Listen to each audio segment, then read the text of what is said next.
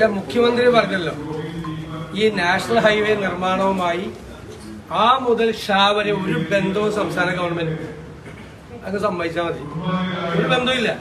അപ്പൊ സമ്മതിച്ചില്ല. ആ മുതൽ ഷാ വരെ ഒരു ബന്ധമില്ല, എല്ലാം കേന്ദ്ര ഗവൺമെന്റ് ചെയ്യുന്നതാണെന്ന് പറഞ്ഞു. ബഹുമാനപ്പെട്ട പൊതുമരാമത്ത് മന്ത്രി പറഞ്ഞ് ഇനി റീലിടുമെന്ന് പറഞ്ഞു. റീലിടുന്നത് ഒരു 50 സ്ഥലത്തെങ്കിലും കേരളത്തിൽ വിള്ളൽ വീണിട്ടുണ്ട്. ആ വിള്ളൽ വീണ സ്ഥലത്ത് പോയിട്ട് അദ്ദേഹം റീലിട്ടാൽ കുറെ കൂടെ മനോഹരമായിരിക്കും. റീല് നിർത്തരുത്. എവിടെയൊക്കെയാണ് വിള്ളൽ വീണിരിക്കുന്നത്? കുരിയാട് മാത്രമല്ല, കേരളത്തിന്റെ വിവിധ ഭാഗങ്ങളിൽ, തിരുവനന്തപുരം ജില്ല ഉൾപ്പെടെ ഒരു 50ഓളം സ്ഥലങ്ങളിൽ ഹൈവേയിൽ വിള്ളൽ വീണിട്ടുണ്ട്. അവിടെയൊക്കെ പോയി അദ്ദേഹം റീലെടുത്ത് ആ റീല് കേരളത്തിലെ ജനങ്ങൾ മുഴുവൻ കാണട്ടെ. ഇതെന്താ അറിയാമോ? നാണക്കേട് മറയ്ക്കാൻ വേണ്ടിയിട്ട് എന്തൊക്കെയോ പറയാണ്. യഥാർത്ഥത്തിൽ പാലാരിവട്ടം പാലത്തെ കുറിച്ചൊരു റിപ്പോർട്ടാണ് വന്നത്. ഒരു അപാകതയുണ്ട് അല്ലേ? പിണറായി സർക്കാർ വന്നതിന് ശേഷമാണ് അതിന്റെ ടാറിംഗ് വരെ നടത്തിയത്. എന്നിട്ട് ആ അപാകത ഉണ്ടെന്നുള്ളതിന്റെ പേരിൽ പാലം ഇടിക്കുന്നു വീണില്ല. അന്നത്തെ മന്ത്രിക്കെതിരെ വരെ വിജിലൻസ് കേസ് എടുത്ത സർക്കാരാണ്. മന്ത്രിയായിരുന്ന ആൾക്കെതിരെ വരെ വിജിലൻസ് എടുത്ത സർക്കാരാണ്. ഇതിപ്പോ കേന്ദ്രത്തിന്റെ ആരെ പറ്റി അന്വേഷിക്കണ്ട, ഒന്നും ചെയ്യണ്ട. വിള്ളൽ അടച്ചാൽ മതി, വിള്ളൽ ടാർ ചെയ്താൽ മതി. വലിയ മഴ വരാൻ പോകുന്നതിൽ വലിയ വിള്ളൽ കാണാൻ പോവാണ്. അപ്പൊ ഇവര് ഉമ്മൻചാണ്ടി കൊണ്ടുവന്ന വിഴിഞ്ഞം തുറമുഖത്തിന്റെ ക്രെഡിറ്റ് എടുക്കാൻ നോക്കി. അത് കേരളത്തിലെ ജനങ്ങൾക്ക് മനസ്സിലായി. അതിന്റെ പൂർണ്ണമായ ക്രെഡിറ്റ് ഉമ്മൻചാണ്ടി സർക്കാരിനാണ്. രണ്ടാമത്, കേന്ദ്ര സർക്കാർ നടപ്പിലാക്കുന്ന ഒരു പദ്ധതിയുടെ പൂർണ്ണമായ ക്രെഡിറ്റ് ഇവരെടുക്കാൻ നോക്കി. അതിന് 4ാം വാർഷികത്തിൽ അതിന് വിള്ളൽ വീണു. ഞങ്ങൾക്ക് ഭയങ്കര സന്തോഷമെന്നാണ് മന്ത്രിക്ക് പരാതി.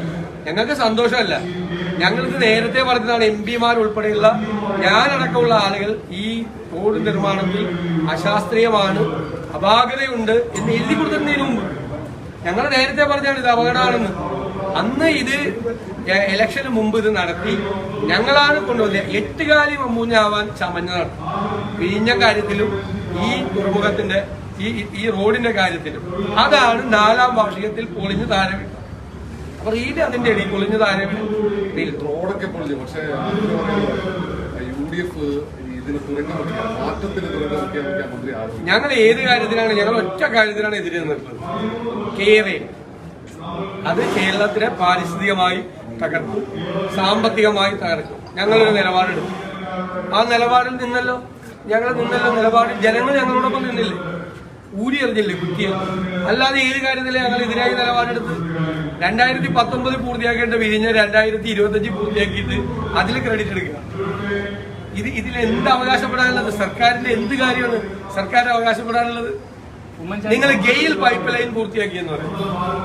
ഗെയിൽ പൈപ്പ് ലൈൻ ഉമ്മൻചാണ്ടിയുടെ കാലത്ത് തുടങ്ങുമ്പോ ഇപ്പൊ ഈ മന്ത്രിസഭയിലിരിക്കുന്ന ഒരു മന്ത്രി സമരം ചെയ്തുകൊണ്ട് അതിനെ തടസ്സപ്പെടുത്തിക്കൊണ്ട് പറഞ്ഞു ഭൂമിക്കടിയിൽ ഒളിപ്പിച്ചു വെച്ചിരിക്കുന്ന ബോംബാണ് ഗെയിൽ പൈപ്പ് ലൈൻ. ഭൂമിക്കടിയിൽ ഒളിപ്പിച്ചു വെച്ചിരിക്കുന്ന ബോംബാണ്. പിന്നെ വീടുകളിൽ ഗ്യാസ് കൊടുക്കുന്നു. അത് കളമശ്ശേരിയിൽ ഉമ്മൻചാണ്ടി സർക്കാർ ഉണ്ടായിരുന്നപ്പോൾ ഉദ്ഘാടനം ചെയ്ത പദ്ധതിയാണ്. വീടുകളിൽ ഗ്യാസ് കൊടുക്കുന്ന മറ്റേ കണക്ഷൻ കൊടുക്കുന്ന പദ്ധതി കളമശ്ശേരിയിൽ ആദ്യമായിട്ട് ഉദ്ഘാടനം ചെയ്ത പദ്ധതിയാണ്. ഇങ്ങനെ ക്രെഡിറ്റ് എടുക്കാമോ? എത്ര 10 കൊല്ലം മുമ്പ് നടപ്പാക്കിയ പദ്ധതിയാണ് കേരളത്തിൽ. ഉമ്മൻചാണ്ടി സർക്കാർ ഒരു ഘട്ടത്തിൽ കേരളത്തിൽ ഈ ദേശീയപാത 45 മീറ്ററിൽ വരില്ല എന്ന് പറഞ്ഞ് തോറ്റു പിന്മാറി. ഭൂമി ഏറ്റെടുക്കൽ ഉൾപ്പെടെ പ്രതിസന്ധിയിലായപ്പോൾ ഭൂമി ഏറ്റെടുക്കൽ നല്ല ചോദ്യം. ഭൂമി ഏറ്റെടുക്കൽ കേരളത്തിൽ പ്രതിസന്ധിയിലായിരുന്നു. ഭൂമി ഏറ്റെടുത്ത് കൊടുത്തിരുന്നെങ്കിൽ 10 കൊല്ലം മുമ്പ് UPA ഗവൺമെന്റ് ഇത് പണിത് തന്നെ. എന്താണ് ഭൂമി ഏറ്റെടുക്കാൻ തടസ്സമായിരുന്നത്? തുച്ഛമായ വിലയാണ് ഭൂമിക്കുണ്ടായിരുന്നത്. തുച്ഛമായ എന്റെ നിയോജക മണ്ഡലത്തിൽ 23,000 രൂപയാണ് ഒരു സെന്റിന് കൊടുത്തത്. 10 സെന്റ് പോയാൽ 2,30,000. ഇൻകം ടാക്സ് കൊടുത്തു കഴിഞ്ഞാൽ 2 ലക്ഷത്തിൽ താഴെ. 10 സെന്റ് പോകണതിൽ 1 സെന്റ് കിട്ടില്ലായിരുന്നു. UPA government right to fair compensation act കൊണ്ട് ആദ്യം അതിൽ ഹൈവേ ഉണ്ടായിരുന്നില്ല.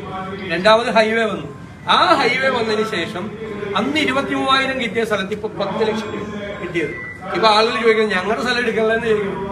അതുകൊണ്ടാണ് സ്ഥലം എടുക്കാൻ പറ്റുന്നത്. ഇപ്പോ അതാണ് മാറ്റം. ആ UPA ഗവൺമെന്റ് കൊണ്ടുവന്ന right to fair compensation act ഇല്ലെങ്കിൽ ഇപ്പോഴും കേരളത്തിൽ സ്ഥലം എടുക്കാൻ പറ്റില്ല. ഇതിൽ UDF-ഉം BJP-യും അടക്കം എല്ലാവരും ഒറ്റക്കക്ഷിയായി നിന്നുകൊണ്ട് ഇതിനെതിരെ വലിയ പ്രതിഷേധം നടത്തിയിട്ടുണ്ട്. പക്ഷെ അതിനെ അതിജീവിക്കാൻ LDF സർക്കാരിന് കഴിഞ്ഞതുകൊണ്ടല്ലേ ഏതിനെതിരെ പ്രതിഷേധം നടത്തിയിരിക്കുന്നു? ഏത് കാര്യത്തിനെതിരെ? ഹൈവേ വരുന്നതിനെതിരെ എവിടെ പ്രതിഷേധം നടത്തിയിരിക്കുന്നത്? നിങ്ങൾ എന്തായി പറയണത്? CPM ഉണ്ടായിരുന്നു പണ്ട് പ്രതിഷേധത്തിൽ സ്ഥലം എടുക്കാൻ. ഞാനും ഞങ്ങളടക്കം കോൺഗ്രസും CPM കൂടി